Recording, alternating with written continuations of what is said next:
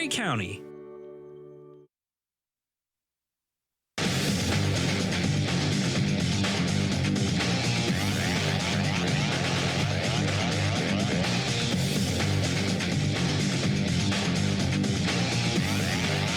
Good evening and welcome to another edition of Attack Wrap. Co-host Zach Scribner and Adrien Mousseau, joined by two Attack rookies, Cal Uens and Thomas Chafe.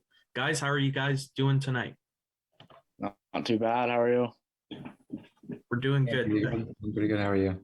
Good, thank you. We'll start out with the OHL goalie of the week this time rather than the player of the week. It's hits home a little bit. Nick Chenard of the Uens Sound Attack is the OHL goaltender of the week after going 2-0, 1-0 with a 1.99 goals against average and a 944 save percentage.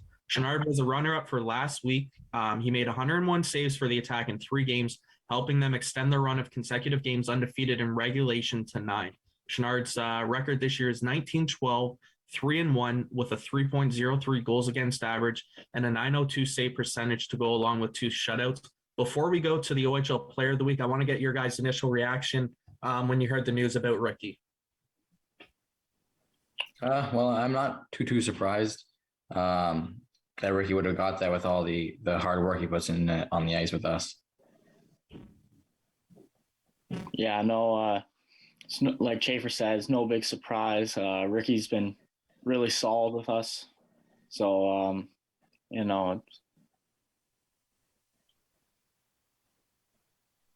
a good way of putting it. He's been one of the best for the Attack ever since Matt Guzda was traded away to Barrie. Let's look at the OHL Player of the Week. It goes to Kingston Frontenac's forward Lucas Edmonds. He recorded 3 goals, 6 assists for 9 points and 3 Kingston victories. Edmonds put together 3 consecutive 3-point performances as Kingston defeated Peterborough, Oshawa, and Niagara. The 21-year-old and first-year winger was originally Kingston's 7th-round draft pick in the 2017 OHL priority selection before spending the past 4 seasons between playing junior and professional ranks in Sweden. Let's turn over to the OHL standings. It's getting down to the wire. OHL playoffs will soon be here. So let's take a look at the Eastern and Western Conference standings. The Flint Firebirds continue to lead the West with 70 points. They're currently on a 3-game winning streak. In second place are the London Knights, who are without star goalie Brett Brochu. He's listed week to week after being injured in Kitchener. The Knights lead the Midwest Division, leaving them second with 70 points. The Sioux Greyhounds are third with 69 points, 1 ahead of the Windsor Spitfires. The Guelph Storm are fifth with 61 points, 3 ahead of Owen Sound. Just a note there, the Guelph Storm do have 2 games in hand on the Attack. Yesterday, the Storm came from behind to beat the Erie Otters. Like I mentioned, the Owen Sound Attack, 6th place. They have 26 wins on the year, 4 shy of the 30-win plateau. They're 6th in the conference, 8 points ahead of the 7th place Erie Otters. There's currently a tie for the last playoff spot there between the Kitchener Rangers and the Sarnia Sting. They each have 48 points. The Saginaw Spirit are last in the conference with 37 points. To the east, the Hamilton Bulldogs lead the conference with 78 points. They extended their win streak last night to 12 games after a 3-0 win over the Oshawa Generals at the Hamilton Outdoor Showcase. The North Bay Battalion are now second in the East with 72 points and have leapfrogged the Mississauga Steelheads. They're third with 70 points. The Kingston Frontenacs are fourth, just 1 point behind the Steelheads with 69. The Barrie Colts are currently fifth with 60 points, 5 ahead of the 6th place Oshawa Generals. Ottawa is 7th in the East with 53 points, 5 ahead of the Peterborough Petes. They hold the last playoff spot with 48 points. Sudbury is 9th with 43, and the Niagara Ice Dogs are last in the Eastern Conference with 35 points. Next up, let's take a look at a very close OHL scoring race where first in league scoring and third are separated by 2 points. Wyatt Johnston is first with 96 points of the Windsor Spitfires. Lucas Edmonds of Kingston is second with 95, 1 point ahead of Rory Cairns of the Sioux Greyhound, who has 94 points this year. Luke Evangelista is only 3 goals away from 50. He's fourth in league scoring with 89 points. That's 6 ahead of Brandon Coe, who has 83 points with the North Bay Battalion. Logan Morrison's had a really good year with the Bulldogs. He's 6th in scoring with 81 points, 3 ahead of Flint Firebirds captain Brennan Othman, who has 78. Matvey Petrov has 76 points. That's 1 ahead of Jordan Frasca and teammate Mitchell Russell, who ran out the top 10 with 75.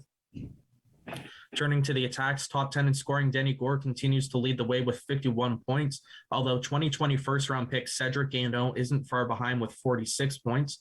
Servac Petrovsky is third with 43, 1 ahead of Ethan Burrows.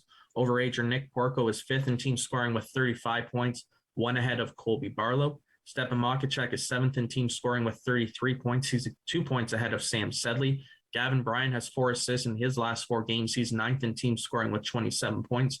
And then Logan Lesage rounds out the top 10 with 22 points on the season. We'll finish it off with the CHL team of the week. Leading the forward ranks is the OHL forward of the week and Kingston Frontenac's overager Lucas Edmonds. Also up front is Carolina Hurricanes 2021 fifth-round pick Justin Oroda of the Val d'Enfer, who impressed with 9 points, counting 2 goals and 7 assists in a trio of outings.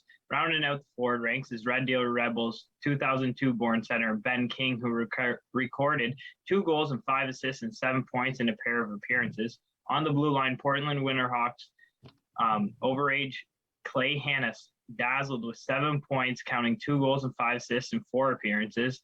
Also on the back end is 2022 NHL draft eligible defenseman Pavel Michkov of the Saginaw Spirit, who through a pair of appearances notched 2 goals and 3 assists. Between the pipes was Prince Albert Raiders rookie netminder Tyken Cheka, who went undefeated in regulation through 3 appearances in which he posted 2-0-1 record alongside a .966 save percentage and an .099 goals against average. Just a quick reminder for everyone, we have no episode of Attack Wrap next week, March 22nd. The Owen Sound Attack will be home to the Sarnia Sting twice that week, next Tuesday and then Saturday night as well. We'll be back March 29th with the Owen Sound Attack netminders Nick Chenard and Corbin Voteri. I would just like to start off the show by congratulating the U10 Owen Sound Junior Attack on winning the International Silver Stick A title in Newmarket this morning.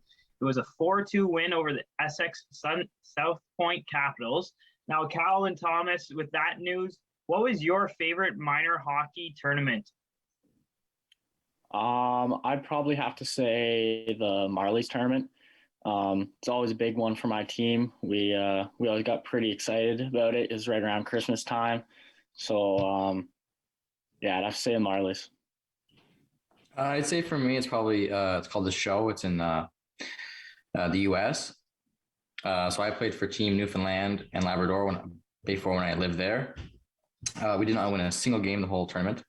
And Connor Bedard scored, I want to say, 5 goals against us in our game against him. But the experience was great other than the hockey. Where was the tournament at, Thomas?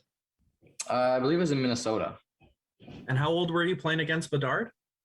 We would have been about 10 or 11 years old at the time.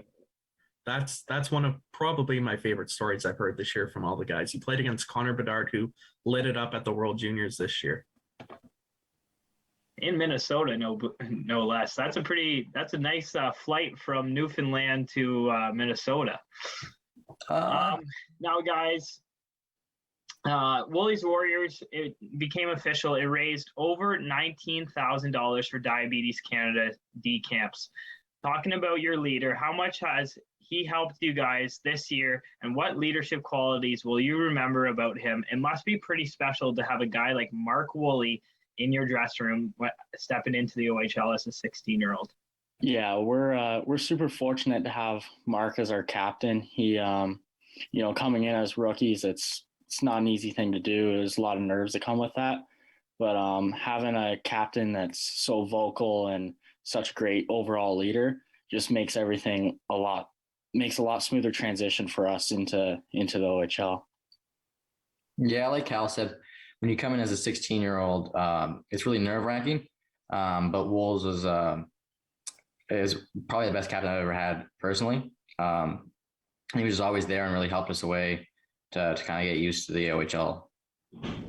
Now, guys, Zdeno Chara once said after 3 games, you're no longer a rookie, you're a part of the team. At what point in the year did you guys start to feel comfortable on the ice, like you were no longer a rookie and you really belonged in the OHL?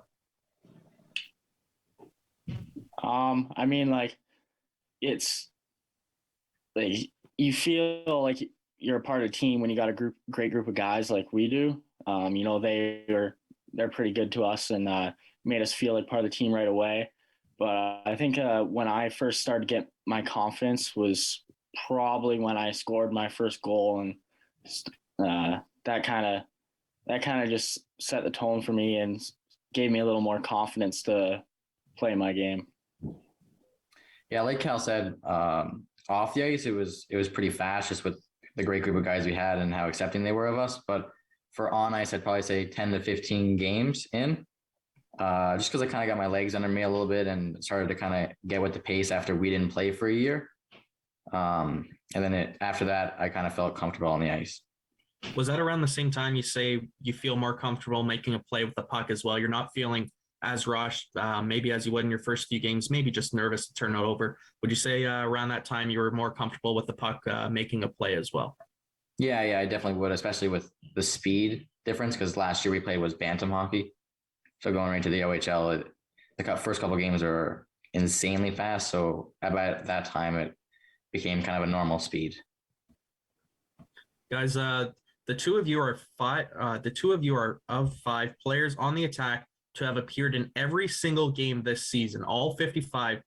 Both of you have been in the lineup. It's been an injury-plagued season here this year. What do you guys feel you're doing right to stay healthy, both on and off the ice? I mean, Chafe and myself were not the biggest guys, so it's pretty easy for us to get run over. So it's not necessarily the easiest to stay healthy. We get banged around pretty well, but I think that just comes down to your preparation and making sure you're doing all the right things before and after games so that you're ready to go for the next day. Yeah, like Cal said, it's really the little things that you got to do.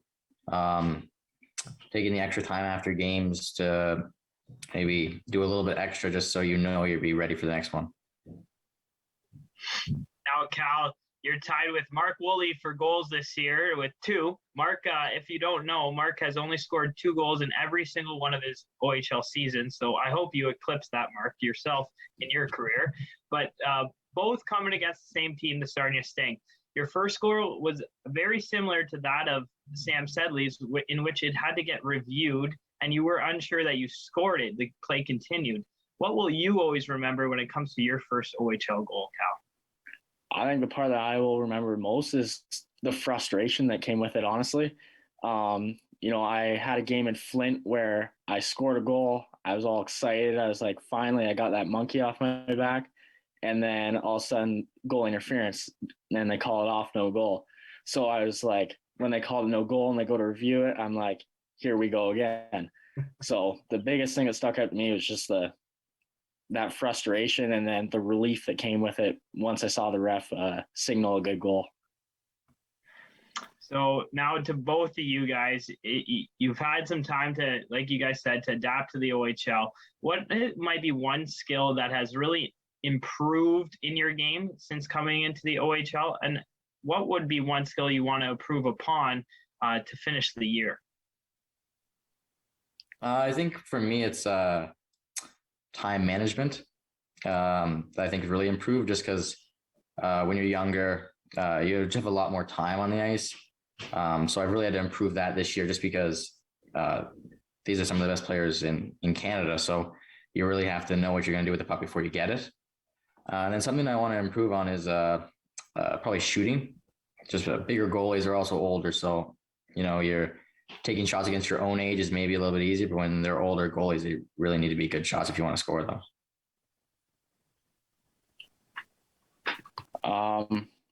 Mine, I really have worked on just slowing myself down. When I first got here, I was getting too far ahead of the plays and trying to jump into plays, and that would cost me defensively. So coaches didn't love me in that sense. So I had to switch that up a bit. The thing that I most want to improve is probably just walking the line and activating offensively, but being effective and reading when to do so. Thomas, let's talk about the 6-game winning streak. One stat that stood out to me, the penalty kill was 19 for 19. I argue you're one of, if not the fastest skater in the league, despite being a rookie. And like I mentioned, you're one of the members on the PK. What do you feel went right for the team when you were down a man over that 6-game winning streak to be perfect on the penalty kill? I think it was just in practice, we were doing the little things a little better.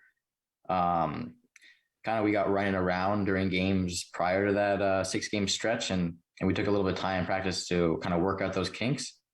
And then when those kind of little kinks were worked out, the power play kind of started to build momentum. So every game after that was a little bit easier. And then we kind of had who was going with who, and people were getting familiar with what type of player they're going to be killing with. And then kind of that bond was really, really important for us in those 6-game stretch. Now, let's throw out the trivia question and then go to Thursday night's highlights against the Windsor Spitfires. If you were paying attention a few minutes ago, you will know the answer to this one. Who did Cal Uens score his first career OHL goal against? Contact Mark Perry, and you will win a pair of tickets for tomorrow's home game against the Windsor Spitfires. Like I mentioned, let's throw to last Thursday's highlights versus the Windsor Spitfires.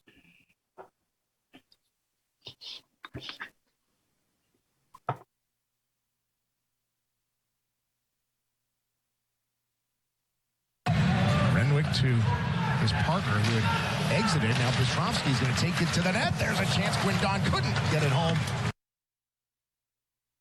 Mahachik cycles it back down for Bryant. The Spitfires will break it up and they'll get it out. Cooley will force Woolley back. Here's Johnston.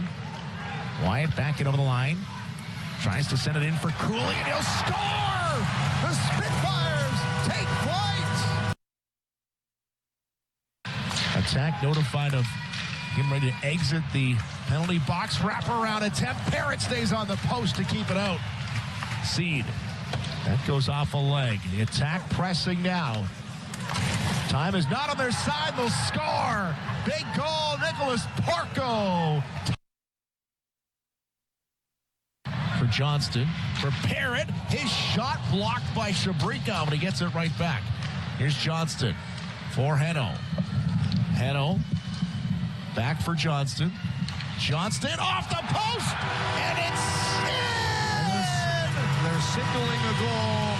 The Spitfires will win it in overtime.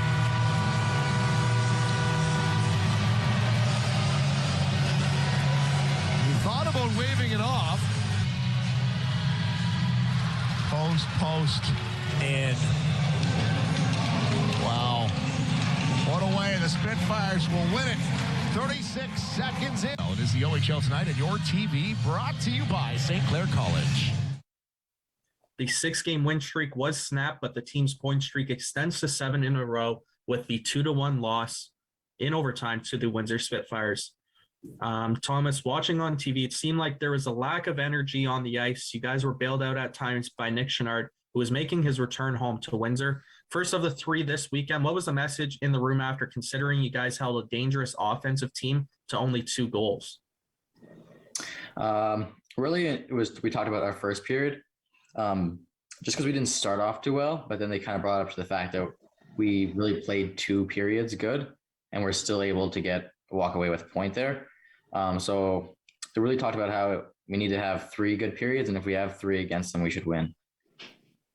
So you guys faced off against a familiar face. For the first time since being traded to the Spitfires, you played against Mac already, and now you got to play against Andrew Parrott, a guy that you, Cal, watched closely in practice at the beginning of the year. What was it like playing against Andrew? Yeah, it was for sure weird.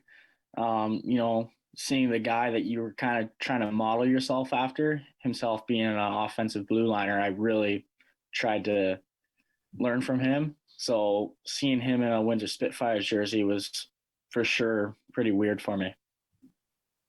Thomas, just looking up the stat here as we go, the team was 3 for 4 on the penalty kill there on Thursday night. Windsor has the 4th best power play percentage in the league, and the only goal on the man advantage they got was the game winner. Was the team satisfied overall with the efforts on the penalty kill against Windsor?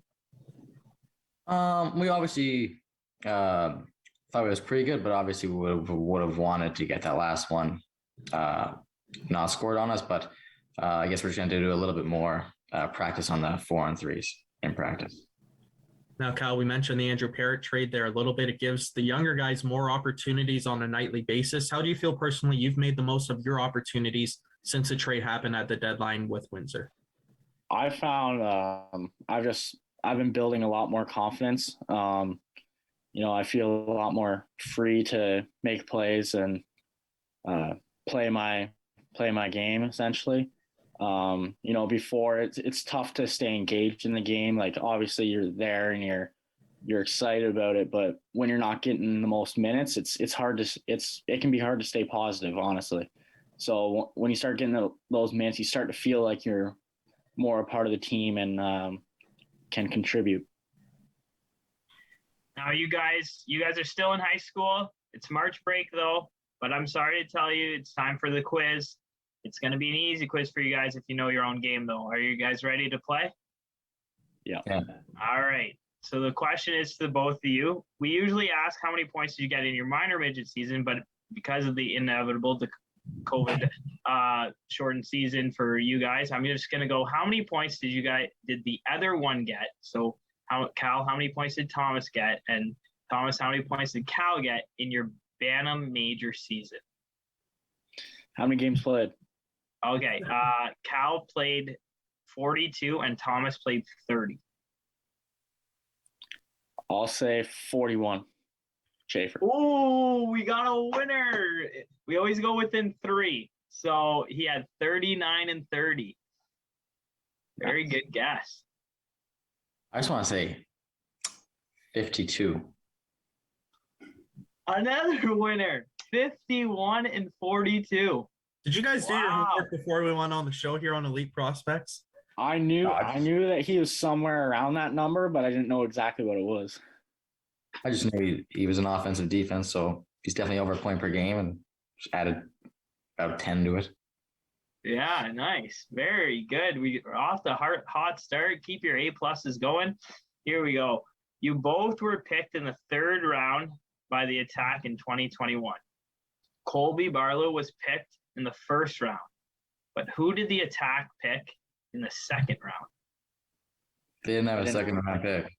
I tried no to get you trick guys in with them a trick tonight. question. Here we go. Keep up with the A-pluses. You guys are doing great. 2 for 2. Earlier in the show, we mentioned that you guys are 2 of 5 players that have played every single game this season. Who are the other 3 players that have played every single game? Gandol, Danny, Gore, and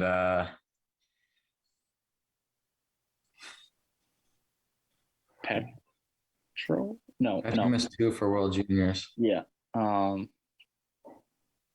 And the area as well. Has Burr missed one? Is it No, Burr? sir. Is it Burrows? Is it Burrows? Burr, yeah. 3 for 3. And you guys did it exactly how I wrote it. 11, 7, and 29. So it's been Cal Uens, Thomas Chafe, Cedric Gandon, Vinny Gour, and Ethan Burrows have been in the lineup every single night for the Uens Sound Attack this season.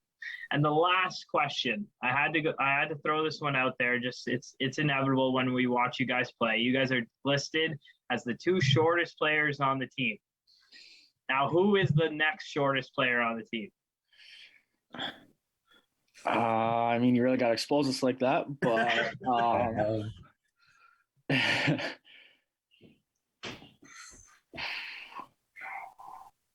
would you Sadie maybe? No. Or He's probably gonna be pissed about this, but I think it's Ethan Burrows. yeah, Oh. I think, maybe Burr. According to Elite Prospects, your guys is the next shortest player is Teos Jordan. Mm. He's actually listed as 5'9", so I think that's actually putting him down a peg. I think he's a little taller than 5'9". I'd say 5'10". Yeah, I think he's probably 10. So, but with that, guys, I calculated a grade. You guys are finishing the day off with a solid A. That might get you Athletic Player of the Week in my honors. Who was the first one you said before Burr? Seds? Cedric Gandon. I think somebody said Gandon. So on the Attack website at least, Sedley's 5'11", Teos is listed as 5'11", and then Ethan Burrows is 5'10". So I forget which one, 2 of All you right, said it. so we'll go with Burr. with Burr. According to the attackhockey.com, we'll go with Burr as being the next shortest, and Teos gets a pass here. There you go. Both A pluses on March break. Yeah. Let's go back, though, to the rest of the show here. We only got about 4 minutes. You were both chosen just 5 picks apart in the 3rd round of last year's OHL draft. Made it onto the team after your first OHL tryout and both getting good minutes in your first OHL season. Do you ever take the time to reflect on your journey from major bantam to this year, which of course was highlighted by limited hockey last year, especially? Yeah, it's definitely a different feeling. Just because, I mean, I don't think I've ever had this many, I guess, people come to watch you play. And then also the players you play against, like we're playing Windsor, we're playing the leading scorer in the league, and he's almost at 100 points. And it's kind of shocking at times, just some of the things that happen in the OHL. Yeah, I mean, sometimes where you're just like, you get caught up in all the hockey and, you know, wanting to succeed, and you forget how far you've come and how honestly just impressed your younger self would be with yourself. You know, this has been our dream to play in this league forever, so it's definitely cool to look back and think about that. Yeah, I'm intrigued you mentioned that, Thomas, there. You're playing against Wyatt Johnston, who 96 points on the year and a first-round pick by the Dallas Stars, who drafted him 23rd overall. So Dallas really did their homework there before the NHL draft for sure. Let's talk about some other rookies, though, that have stepped up as well. We only have about 2 minutes, so we can do a few and then finish off with the rest on the other side of the break. Let's start out with Teo Jordan. What have you both seen from him and Cedric Sinoki-Tundu on the back end that's impressed you guys so far this year? We'll start out with you, Cal. Well, Tejas is an unbelievable story. You know, being drafted in the 12th round, no one really expects you to even play or ever even make your way into the OHL. So for him to come in, you know, some may say he had a bit of a rough start, and now he's worked himself into what we could say is a top 4 role on our team. You know, that's just amazing. And, you know, congrats to him. And it's pretty cool. And then, Thomas, what you've seen from Cedric Sinoki-Tundu. He's gone through injury a little bit as well, but he's really impressed on the ice, especially with his physicality, I think, so far in his OHL career. Yeah, he's definitely one of the best competitors on our team. At practices, it's not always fun. Just given a little bit shorter player and going in the corners with him is not exactly a recipe for success always, but especially during games, he's really an energy player with some of the hits he does, and is really a spark for us. And like I mentioned, we only have a few seconds left, so we'll throw out the trivia question once again. 2 tickets for tomorrow's game against the Windsor Spitfires. Who did Cal Uens score his first career goal against? And then on the other side of the break, we'll throw out the second trivia question, similar to that, Thomas Chafe scoring his first career goal against. So do your research. On the other side of the break, we'll have Friday and Saturday's highlights. We'll have What's in the Hat and plenty more here on Attack Wrap on Rogers TV.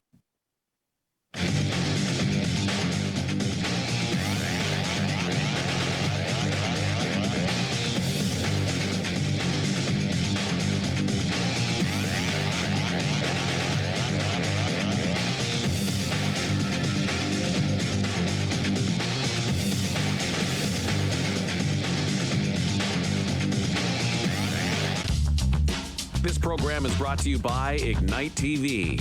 Now you're in command. Visit Rogers.com for more details.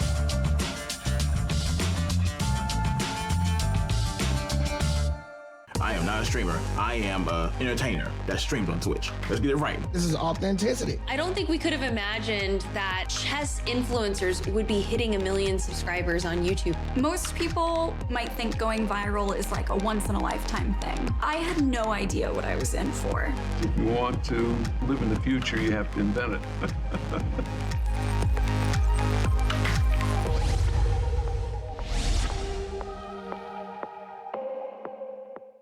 Wednesdays at 7:30 p.m., it's the RTV Quiz. Giovanni Petiti hosts a weekly trivia competition that lets you play from the comfort of your couch. Play along at home and challenge your friends. And don't forget to follow along on social media. Let us know who's top of trivia, and you can find yourself featured on a future episode. Are you kidding me, folks? The RTV Quiz, Wednesday nights at 7:30 p.m. on Rogers TV or at rogerstv.com/RTV Quiz. Hi, I'm David Shearman, host of Politically Speaking on Rogers TV. Join me for my next show, where my guest will be Bill Walker, MPP for Bruce Grey Owen Sound. Politically Speaking on Rogers TV.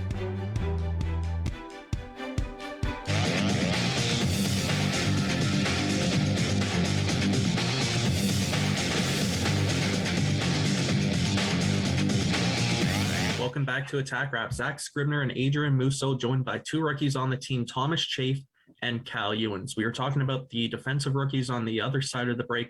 Let's get your guys' thoughts on some of the rookies on the front end for the Owen Sound attack. Thomas, so far, Cedric Guindon is making the headlines. He's doing extremely well in rookie scoring as well. What do you think's made him so successful in his first year in Owen Sound? I think he's just really a complete player. Obviously, that's probably why they drafted him first round. But he does everything right, and he's trusted. And he obviously plays on the first power play, but he also plays on the penalty kill. Just because he does everything right, and it's kind of great to watch it as a player that wants to kind of be like that. Even given that we're only 1 year apart, he's still someone I look up to get better with.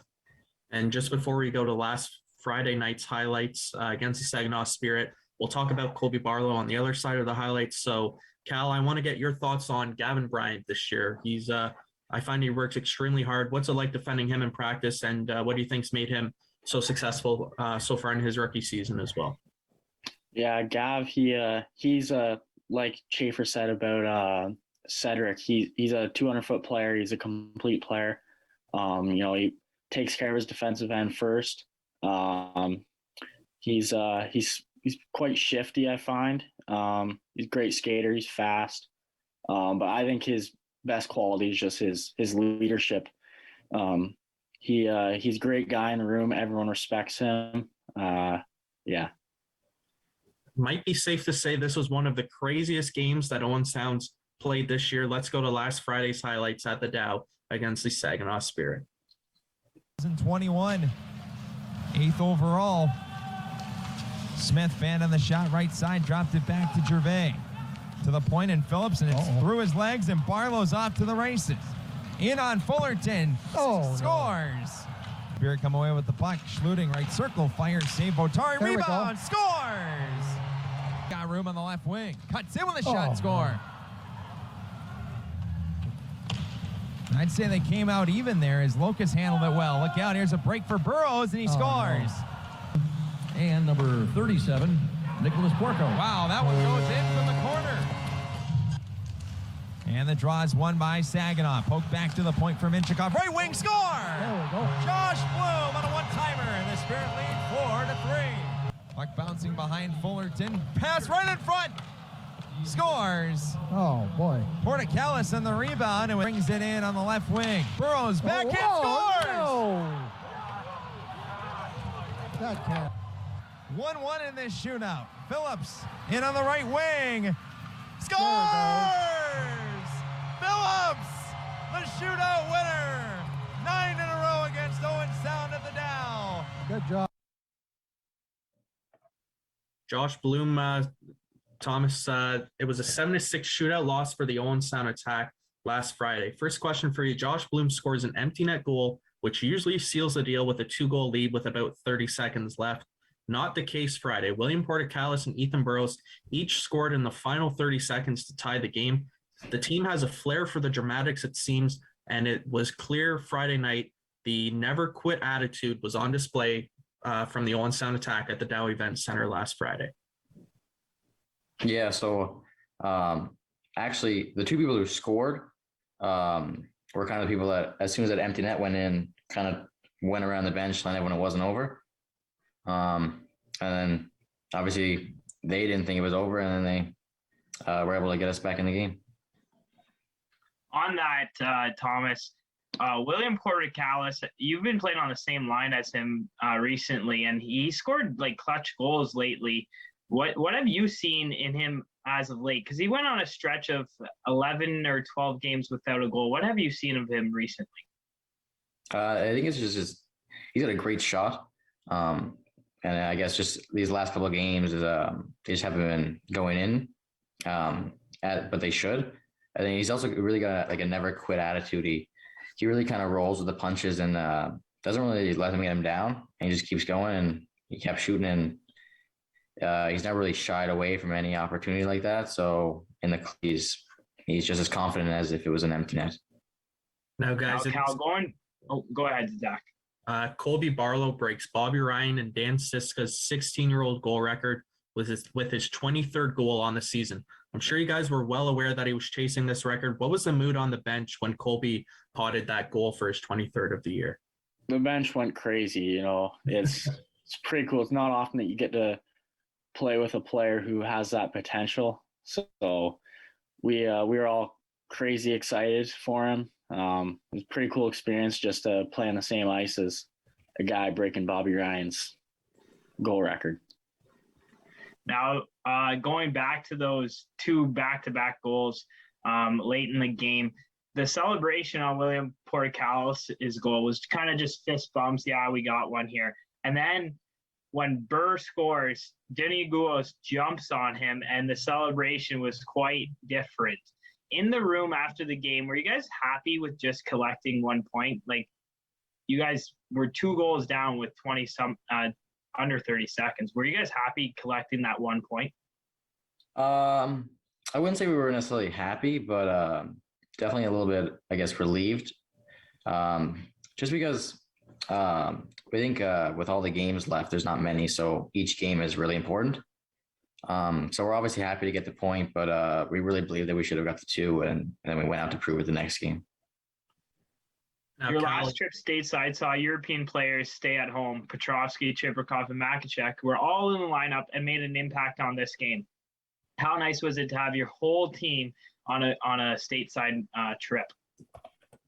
Yeah, it's really nice. I mean, we've lost a lot of guys and games to COVID injuries. You know, when we've gone to the States previously, we weren't able to take the Europeans.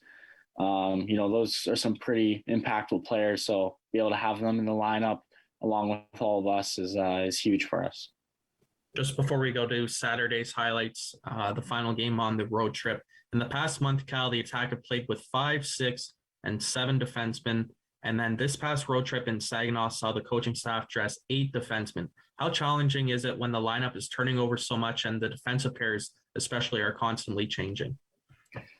Yeah, I mean, it can be difficult at times. You know, you never really have a set partner. You don't build any of that chemistry, but I think we all have worked hard to be well-rounded defensemen so that anyone can really play with anyone. It's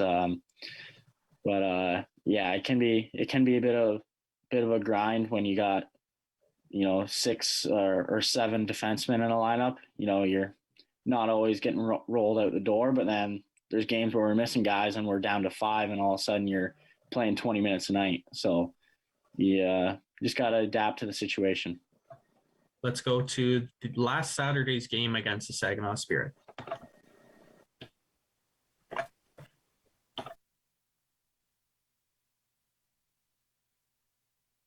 In behind Bryant to Gore. Petrovsky rather, and he tucked it in. No.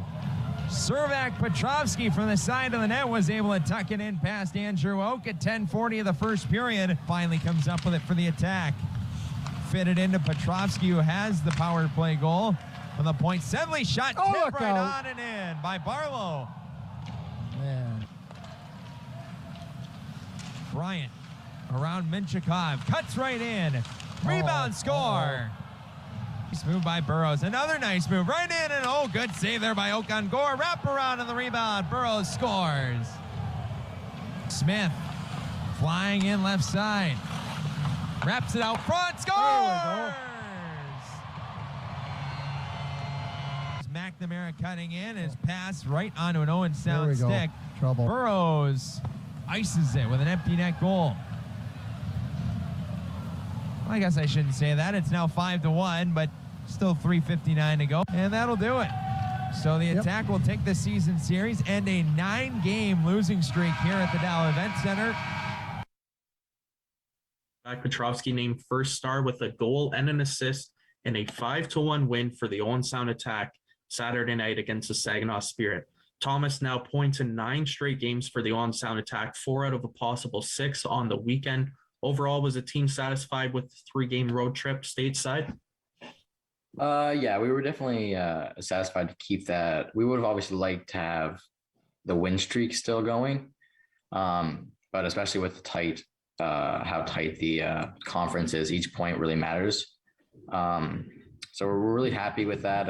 If we played that one extra period, we probably could have got it in Windsor, and then a little bit sour with the first Saginaw game, but overall, every point matters to us, so we're pretty happy with it. Now, Kyle, I want to go back to the beginning, just before the beginning, after a wild game Friday evening. What were some of the messages either from the coaching staff or the leaders going into that Saturday game? I think it's just to stick to our game plan and do what we do best.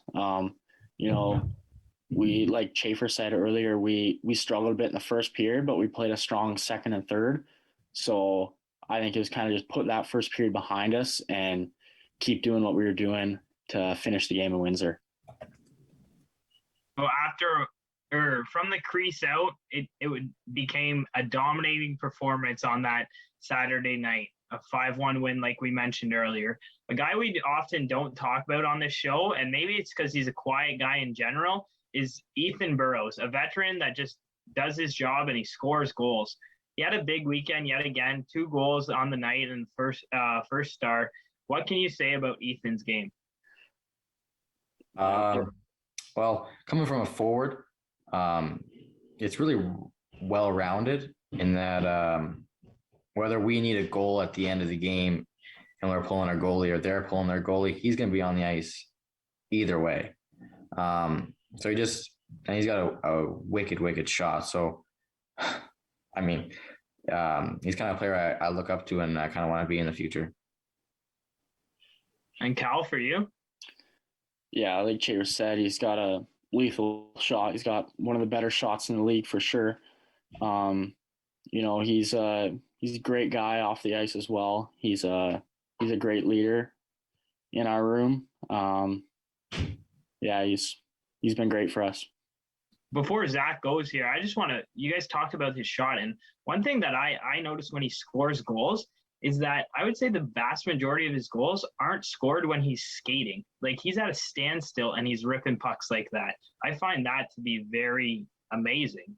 I think that just shows some of his hockey IQ and his ability to find open ice and get himself into scoring positions.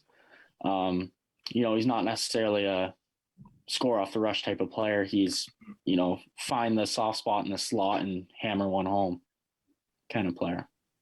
Now, guys, taking a look at the schedule for the remainder of the season, 13 games left, 9 of them at the Bayshore. Just go back to that Woolies Warriors evening when Sam Sedley scores the overtime winner. You experience that loud crowd. How do you think 100% capacity impacts the remaining home games for the regular season? I think it's going to be really big for us just because, especially with COVID this year, we haven't really had maximum capacity that often. And I think it really helps with the morale kind of during the game, in that from what I've heard from prior years, it's a kind of a place not a lot of teams want to play. And I'm really excited for maximum capacity to kind of use that to our advantage. Yeah. At the Bayshore with steep stands, it feels like the crowd's right on top of you. So when we're able to fill the barn, it's a pretty cool feeling and builds a lot of momentum for us. Since Family Day weekend, guys, Nick Chenard has played 9 of the 10 games in net. He has a record of 7-1, 0-1. He was just awarded goaltender of the week this week. The week before, he was an honor roll mention. His lone losses are to Windsor and to London. He has a save percentage of .937, a goals against average of .188. It seems like he has finally settled into that starting role. Are you guys saying the same thing from your end? Yeah, definitely. It's really important for us just because it allows us kind of that little bit of comfort room that he'll be there to make the save. And when we go into these big games, knowing we have him in net and how settled he is and how confident he is. When he's playing confident, he's one of the best goalies in the league. Yeah, knowing you have Rick back there, someone you can rely on is huge for us.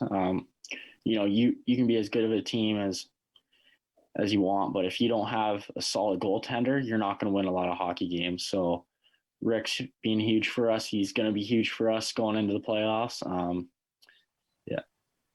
I'm glad you mentioned playoffs there, Cal, because these are the next few questions I have for you guys. When we had Lorenzo and Oki on last week, he said the coaching staff at the beginning of the win streak basically said it was a playoff series mentality that just started as the winning streak began. Do you guys feel it quite possibly turned your season around in the second half of the year? I believe so. I think that putting that mentality in our heads that every game counts, we went through that 8-game losing streak, and it's like, if we keep that up, we're going to miss playoffs. So we treated every day like it was a do or die playoff game, because if not, our season was going to be over sooner than expected. I think also with a lot of rookies, they're not really used to the importance of each kind of game like it is in the OHL, and how every team is good. Just from my experience, there's always those teams that aren't as good, but when you get to the better leagues, every game matters. And when you put that playoff mentality in our heads, gives us that little extra kind of boost at the start of the game, because just the way you're thinking going into it. Now, just a quick question for Thomas, and then I'll get you both to answer the second part of it. Thomas, how much standing and maybe scoreboard watching is going on right now? There's 13 games left. You're in a close weight race with the Guelph Storm. Are you guys doing a lot of that right now? Well, we have one of those standing charts in our dressing room. So every day everyone takes a glance, but I don't think we should be looking at it too much. And just kind of going out there and playing instead of worrying about how other teams are doing, and kind of focus on ourselves and keep this point streak going. Now, second part of the question, whether it be short, long road trip, or how you feel you match up against them, who's one team you guys want to play in the first round of playoffs?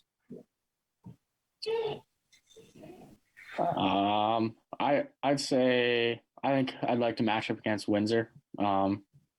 They're a strong team, but I think we can take them down if we play our game. I'd actually probably go with Windsor as well, just because how good we played last time, aside from that first period, obviously, but it's kind of fresh in our minds that how close that game was, and if we can really just shut down that top line, it would be a big for us. We'll see more of that Wednesday night at the Bayshore, as well as you guys take on those Windsor Spitfires.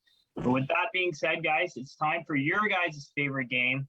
What's in the hat? I got my hat here. We got the questions inside. We'll start with Thomas on every question, and then Cal, you get the second one, right? Ready to go? Yeah. First question, best arena food. I can't lie. I don't think I've ever had food from any of the arenas yet. Any arena that you've ever been in. Oh, probably popcorn. I don't think any arena really can miss on popcorn. Cal? Oh, you say who has the best arena food? Yeah, who has the best arena food? What is the best arena food? Whoever you want to answer. I gotta go with my hometown Napanee. Growing up, going to Junior C Raiders games, always get yourself a basket of onion rings. They're amazing. That's perfect. Next question. Dude, here it is. Oh, I got two there. Favorite goalie to play against? I'd probably say it's Goose, just because we got to practice with them. So it's a little bit more familiar, I guess, but also it's just a little bit more fun because you have that little bit of chemistry built in with the goalie. So it's not like you're just shooting on someone you don't know. I have to go with Goose as well. It's first time I've ever played against a former teammate. So, when you're playing against that teammate, you want to get the best of him. So. Very good. Very good. And then next, who is always okay? We always get the same question, same answer for this one. So I hope this the streak continues. Who is always the last one to the rink, the one you're waiting on? Cedricson Okitundu. Okitundu. That is that late. We are 6 for 6 with that answer right now. So I told him last week he's got to get more punctual. We got 2 more questions here. Best and worst chirper on the team. I'd probably say the best is could be Gavin. They're not always like harsh, but they're always hilarious. And I'd probably say the worst is probably Petro, because he doesn't speak that well English, but he's also just such a nice kid that it's hard for him to bring himself to just say something at all like that. I think my best will also be my worst. I have to go with Sam Sedley. You know, he can say some stuff in the room that just has everyone dying, but then, you know, the guy's jokes around so much. There's times where it's like, come on, man, like, what was that? He's just trying to stretch the joke a little too much. And last one, here we go. Best nickname on the team.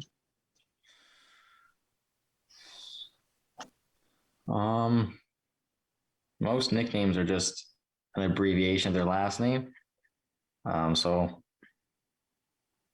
I don't know who would have the best nickname. I guess they're all just really how you abbreviate your last name. I'd probably say, well, we call Nicholas Porco Porks, but before Porks goes on the ice every game, Gavin Bryant says, "Come on, Zooks."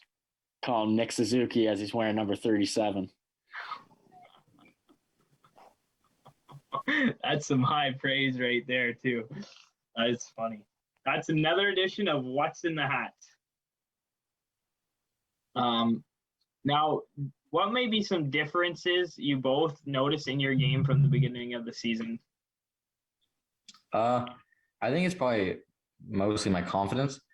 Really, at the start of the year, I was just kind of scared to make any plays, just because it's so much faster that everyone's just coming at you and you kind of freak out.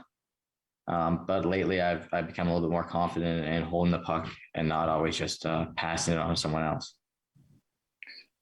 I'd say my control and my whole defensive mentality. Guys, whether it be on or off the ice, we can start with Cal and then go to Thomas. How do you feel the OHL has changed you as a person so far in your rookie year? I mean, I think it's almost been a big eye opener for me to realize, you know, how much like people look up to us and how, you know, you need to carry yourself off the ice properly because you always have eyes on you. Everyone's kind of, especially younger kids, are like looking up to you. So it's made me really think about how I carry myself away from the rink and making sure that I treat everyone the way they should. I think for me, it's just how much work is put in prior to the game. You show up to the rink in minor hockey. I don't know about Cal, but for me, it was like an hour early. That was just like the team rule, but it was nothing big. And everything from like your pregame meal wasn't as important. And there was a lot less, it was nonchalant when you were younger compared to now where you're at the rink 2.5 to 3 hours earlier and you got all these extra things. You're riding the bike, you're doing all these extra things prior to the game compared to when I was younger where it was just like you showed up and played. It's very interesting that you guys both have two very good takes, but one hockey side and then one social side, and very important aspects of being a OHL hockey player. Both those aspects very much changed your perspective on the game itself. That's two very good answers, guys. Now we before the show, we asked you guys to think of two questions, or a question rather, to ask the other person that you want to know about them. Now, Thomas, what was your question that you had for Cal? My question was, when did you realize that you were shorter than everyone else? Because for me, it was very young because I've always been shorter than everyone else, and it was always I couldn't reach things, like high things. So that I kind of realized when I was very young that I was just not as tall. I mean, we all know that I got an inch on you, but when I realized that I was short, it's been from day one. I've been taking heat from all my buddies about being smaller than them. So I don't think there's really a certain time. I've always been chirped for being the small guy. Before we get your Cal, your question there, one thing that I know, I'm a huge Montreal Canadiens fan, and one thing that Cole Caulfield said at his combine was they asked him, what are you going to do about your size? And his answer was, well, I've always been short, so I'll just keep playing my game. So that's maybe one thing that you guys can carry with you guys as well. The size doesn't change the player that you are. Now, Cal, with that being said, what was your question for Thomas? Mine necessarily wasn't something I want to know about him, but one that I know the viewers would want to hear. So who's your billet brother, and how do you get along with him? So I billet here with Corbin. And we get along pretty good. He's definitely a little bit different than I am. Especially when it comes to mornings. He gets up and he does his thing, and I don't get up. I take my time and really complain about having to get up so early, even though it's like 9:30 and I don't want to get up. But he's kind of helped me with that, in that I see him up and I crawl out of bed a little bit earlier than I used to. I like that. That was a good answer. We only have about a minute and a half left, so let's go to a goal you each have finishing off your rookie OHL season. I think for me, it's just having that extra little bit more confidence before the season ends, and making every play and not really second guessing myself as I do normally. I'd have to say something probably a little bit similar to him, is that just to be confident, holding on to pucks, and not trying to just not make mistakes, and, try to make plays and make something happen when you got the puck on your stick. If I can build that confidence now heading into next year, I think that'll help me a lot more. Now, just looking ahead to this week, the Uens Sound Attack return to the Bayshore, starting with a home game tomorrow against the Windsor Spitfires. Just a quick note, Andrew Parrott will not be in the lineup for Windsor. He's facing a minimum 2-game suspension after receiving a match penalty for leaving the bench and getting into a fight. It's rare, but there's no Friday game this evening for the team. And then Saturday and Sunday afternoon, they are home to the Erie Otters in what will be two big contests in terms of the Midwest Division standings. That's all the time we have for tonight. Guys, a big thank you for joining us. It was a lot of fun. Thank you. Thanks for having us. Thomas Chafe and Cal Uens of the Uens Sound Attack. Like we mentioned, no episode next week as they're home to Sarnia. We'll be back in 2 weeks with Nick Chenard and Corbin Voteri here on Attack Wrap on Rogers TV.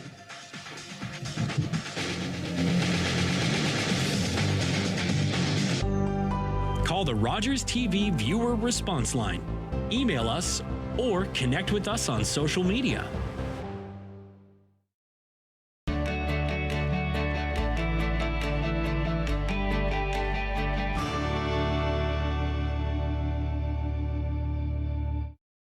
At St. John Ambulance, we're all about community. We teach life-saving skills and provide community support through our volunteer services. All St. John Ambulance product sales and training registrations support these important services. Volunteer, donate, or enroll in a program today so we can continue to have an impact on our community.